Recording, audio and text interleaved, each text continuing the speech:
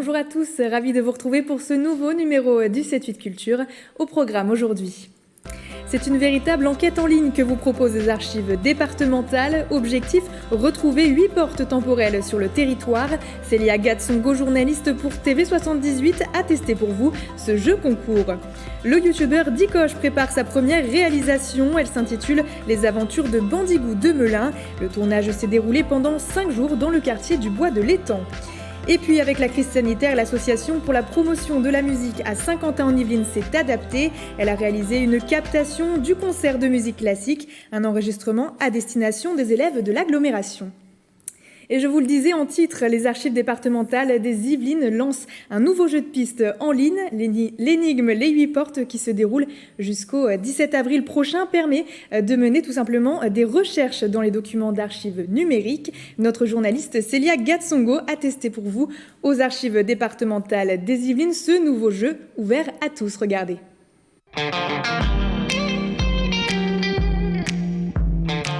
Nous sommes aux archives départementales des Yvelines en compagnie de Mathilde. Bonjour. Bonjour. Vous êtes en charge du développement des publics. Alors, est-ce que vous pouvez nous expliquer un peu comment fonctionne ce nouveau jeu numérique qui s'appelle l'énigme Les 8 portes? Oui, alors l'énigme Les 8 portes, c'est une énigme en ligne, une enquête entièrement sur Internet qui est ouverte à tous et qui a démarré le 17 mars dernier et qui se terminera le 17 avril. Est-ce que vous pouvez nous montrer comment ça fonctionne? Avec plaisir. Allez-y, allez, c'est parti. Alors déjà, comment on fait pour accéder à ce jeu? Oui, alors il faut se connecter sur le site internet des archives départementales des Yvelines. D'accord. Et sur la page d'accueil, vous avez une information. Alors elle apparaît voilà, au numéro 1. Et vous cliquez sur cette information et vous arrivez sur la page dédiée. Vous arrivez, on vous explique le scénario en fait. On va partir dans une enquête avec une journaliste d'investigation qui s'appelle Léa Pinatar. Et cette Léa Pinatar a reçu une lettre d'un certain Victor Georget. Et ce Victor Georget lui fait part d'un document extraordinaire qui parle de 8 portes temporelles qui se trouvent sur le territoire des Yvelines. Il aurait déjà retrouvé la trace de 4 de ces portes temporelles. Vous serez donc dans la peau de Léa et c'est à vous de prendre la suite de l'enquête. Une fois qu'on a pris connaissance du scénario, on peut commencer le jeu. Le joueur se retrouve dans la situation de quelqu'un en salle de lecture. Il a commandé de nombreux cartons d'archives et il va falloir qu'il commence à ouvrir des boîtes et à regarder ce qu'il y a à l'intérieur de ces boîtes. Alors évidemment, il y a un ordre. Déjà, il faut trouver les bonnes boîtes. C'est un jeu très réaliste, comme si on se retrouvait réellement en salle de lecture avec des documents. Un conseil, prendre des notes dès le départ. C'est un jeu qui est fait aussi pour découvrir l'initiation à la recherche historique. C'est vraiment pour ça qu'on l'a créé. Donc l'idée, c'est de découvrir, de se plonger vraiment dans des documents qui sont de réels documents d'histoire, d'apprendre ce que c'est que la recherche. Et évidemment, quand on fait de la recherche, c'est ça, on apprend à prendre le temps. Une fois que vous avez fini toutes ces énigmes, vous envoyez un formulaire pour valider votre participation au concours. Il y a des lots à gagner. Tout à fait. En fait, il y a 2 catégories dans ce concours. Il y a une catégorie grand public et une catégorie collégien des Yvelines qui récompense chacun 30 joueurs dans chaque catégorie. Et parfois, voilà, des très très beaux lots, des ordinateurs, des tablettes, voilà, des lots un peu technologiques. Donc, ça, c'est pour les collégiens, mais aussi pour le grand public. Et le grand public, tout à fait. En tout, ce sont 60 gagnants. Soyez tout de même patients, il faut compter 3 heures pour faire l'intégralité du parcours. Bien, moi, c'est bon, j'ai fini l'énigme, j'ai envoyé mon formulaire, et puis maintenant, c'est à vous de jouer. Le pilote d'une série tournée à La Verrière, le youtubeur Dikosh prépare sa toute première réalisation intitulée « Les aventures de Bandigou de Melun ». Le tournage s'est déroulé pendant 5 jours dans le quartier du Bois de l'Étang, un projet soutenu par le producteur et réalisateur verriérois Nadir Youlin. Un reportage de Nicolas Dandry, regardez. Tout est noir. Mais toi, toujours, tout est noir. Tu peux pas mettre un peu de couleur dans ta vie? Mais quelle est cette... Il est habitué à tourner et écrire des sketchs pour sa chaîne YouTube. Dikosh cumule aujourd'hui plus de 250 000 abonnés. L'artiste s'est lancé un nouveau défi, réaliser un pilote d'une série intitulée « Les aventures de Bandigou de Melun », un jeune des quartiers originaire de Melun. Il est persuadé que c'est un chevalier. Il va partir dans des croisades contre le 70, contre le 94. Il va lui arriver encore plein d'aventures de malade et on a choisi le 78. Voilà, la verrière parce que voilà, on a un cadre idéal. L'idée c'est de jouer sur les codes modernes, anciens, de la cité, de ce que j'ai pu connaître aussi, et s'amuser avec et faire quelque chose de joyeux plutôt que montrer tout le temps les mêmes images de la cité. Dikosh et son équipe de tournage ont choisi la verrière. Pendant 5 jours, ils se sont installés au cœur du quartier pour enregistrer plusieurs séquences, notamment cette scène avec des cheveux où Bandigou rentre dans ce fast-food. Le tournage à la verrière a un choix facilité aussi par le producteur et réalisateur originaire de la ville, Nadir Youlin. L'idéal, c'était quand même de trouver un endroit où on a un quartier populaire avec des bâtiments en perspective et aussi un bois, un lac pour un peu dépayser. Et tout ça, question de logistique, c'est ce qu'il y avait de plus pratique.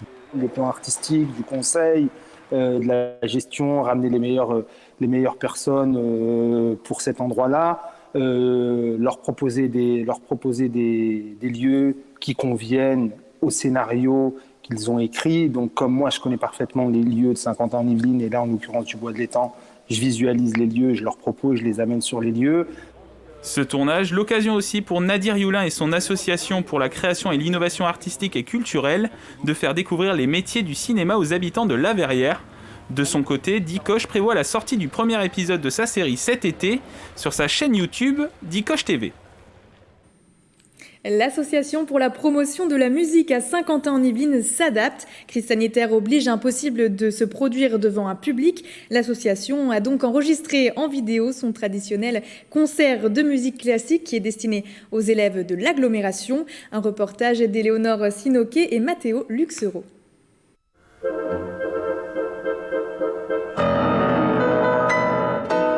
Devant l'impossibilité de renouveler ses concerts avec public, l'Association pour la promotion de la musique à Saint-Quentin-en-Yvelines a trouvé une solution.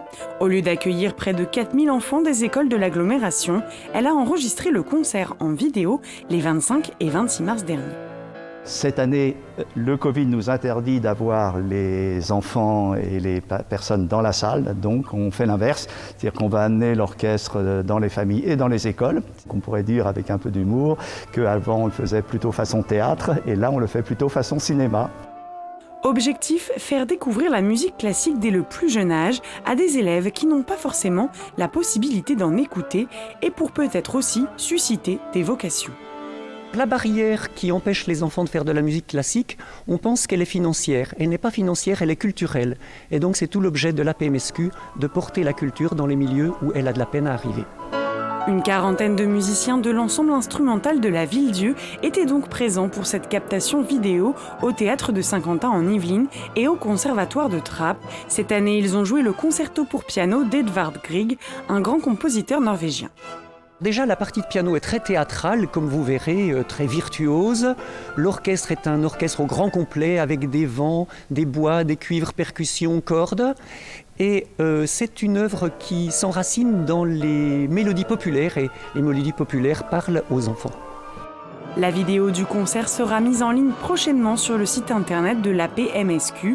L'association va également contacter les enseignants de Saint-Quentin-en-Yvelines pour la diffuser au maximum auprès des plus jeunes. La Barbacane, en partenariat avec la compagnie On-Off, vous propose de commander des chansons à destination de vos proches. Ça se passera le samedi 10 avril. 4 chanteurs et chanteuses enfourcheront leur mobilette pour livrer votre surprise. L'offre est gratuite et sera disponible sur 4 communes, Marques, Thoiry, Saumarché et Villiers-le-Mahieu.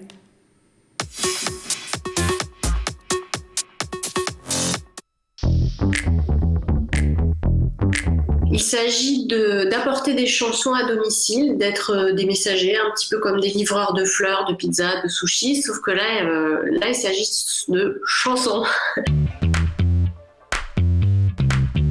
Ça va de Jain, très récent, ou à Schubert, en passant par David Bowie, Dalida, J'ai libéré des livrets par exemple, qui marche très très bien avec le 2e tome de La Reine des Neiges. Les chansons ne sont pas gratuites, elles sont offertes par la Barbacane qui, via nous, vous offre la possibilité d'offrir une chanson gratuitement. je vous invite à vous jeter sur cette occasion de faire un cadeau qui restera mémorable pendant de longues années. Il nous arrive quelquefois de revoir des personnes qui ont reçu une chanson et qui s'en souviennent encore, parce que c'est unique, et à plus forte raison en ce moment, c'est tout à fait particulier, et nous respectons les gestes barrières et évidemment... Pour commander votre chanson, il suffit de contacter la Barbacane. Choisissez votre chanson, un créneau et un destinataire, et puis l'équipe s'occupera ensuite de livrer votre surprise. Plus d'informations bien sûr sur le site de la Barbacane. Elles ne s'étaient pas retrouvées ensemble sur scène depuis le mois de décembre. La semaine dernière, les Seagirls étaient accueillies en résidence au théâtre Alexandre Dumas de Saint-Germain-en-Laye. L'équipe a répété son 5e spectacle, Anthologie ou presque. Elles sont chanteuses et comédiennes. Les Seagirls ont posé leurs valises au théâtre de Saint-Germain-en-Laye le temps d'une semaine. Objectif, répéter leur nouveau spectacle, Anthologie ou presque, un théâtre musical dans lequel elles reprennent des morceaux de leur répertoire. Une anthologie pompeuse et déjantée d'après les artistes. Pompeuse parce qu'évidemment une anthologie, c'est les Beatles qui font une anthologie. Les Seagirls pourraient vraiment se passer d'une anthologie, mais non, elle ne se passe jamais de ce genre de bonbons. Donc nous voilà chantant des chansons que nous avons chantées lors des précédents spectacles pour le plaisir de revisiter ces titres. Des titres qui abordent des thèmes sérieux traités avec légèreté. Parmi les chansons de leur répertoire, les Seagirls au pouvoir ou encore Boudin. Si votre vie est pourrie, attendez, c'est pas fini. Un peu d'humour, ça c'est la vie. Votre époux vous a frappé, fallait pas le provoquer. Un peu d'humour, ça c'est la vie. C'est une chanson un petit peu grinçante sur votre vie pourrie. Donc on parle, vous avez été frappé par votre mari, vous êtes un SDF, vous ne mangez pas, vous avez des problèmes d'anorexie mentale, mais c'est pas grave, un peu d'humour, ça c'est la vie. L'humour va tout réparer. Comme les Seagirls, le théâtre Alexandre Dumas accueille des artistes chaque semaine. L'équipe met à disposition le plateau pour leur permettre de répéter. Ça permet aussi de garder le lien avec les artistes et d'occuper aussi toute notre équipe au théâtre, notamment l'équipe technique qui est donc ravie de pouvoir contribuer aux répétitions, à la création d'un spectacle, tant au niveau du son, de la lumière, du plateau. Les Seagirls étaient en résidence au théâtre Alexandre Dumas du 22 au 26 mars. Le spectacle devrait être visible par le public la saison prochaine. C'est la fin de ce 7-8 Culture. Merci de nous avoir suivis. À bientôt sur TV78 et d'ici là, portez-vous bien.